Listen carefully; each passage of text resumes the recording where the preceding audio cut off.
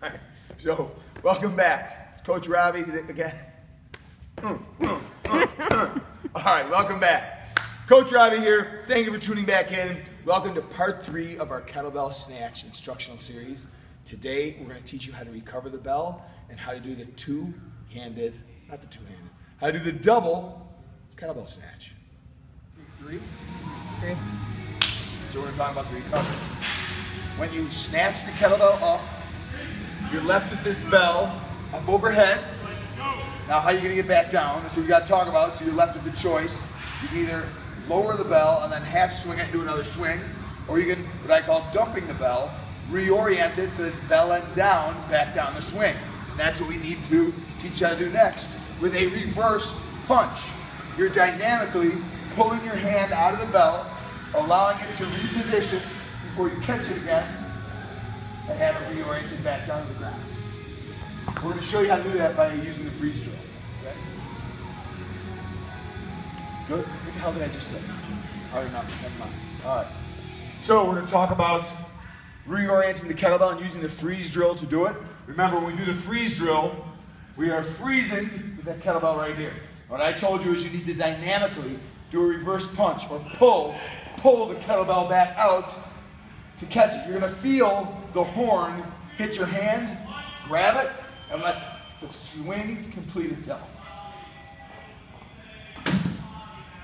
You can see it's a simple pulling action, your hand back out of the bell to reorient it. It's the same thing that's going to happen overhead. So now I just showed you from the freeze drill, see if you can pick it up overhead. It's that same motion.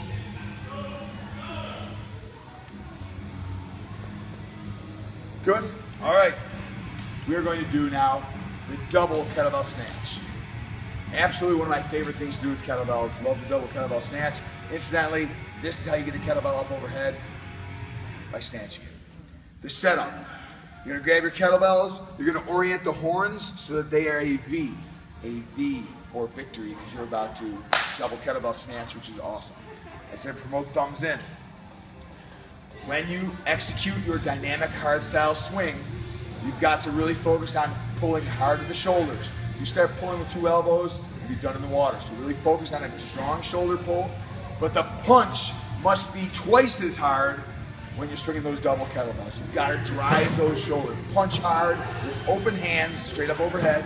Make sure you're not doing the cheerleader. These aren't pom-poms, so don't start swinging wide with these things. You need straight up overhead, open hand. Any other performance points you need to mention? All right, let's do it.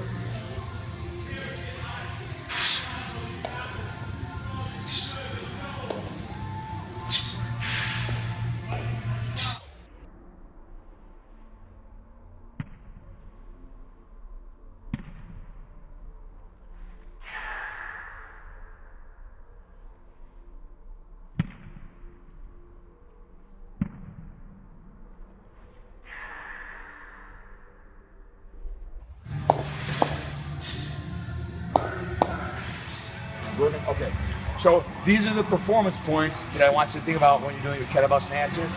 Remember, it's thumb into the crotch on the way down, palm flat on the way up.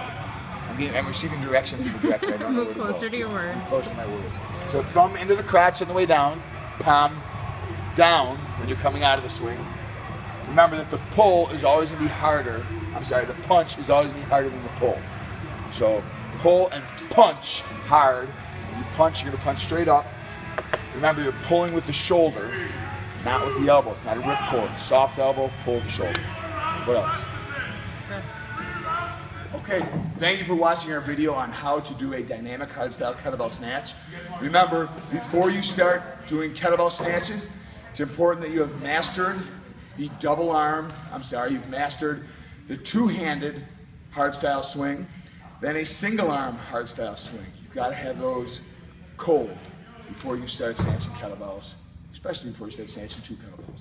Please give us a call with questions, and I appreciate your hard work.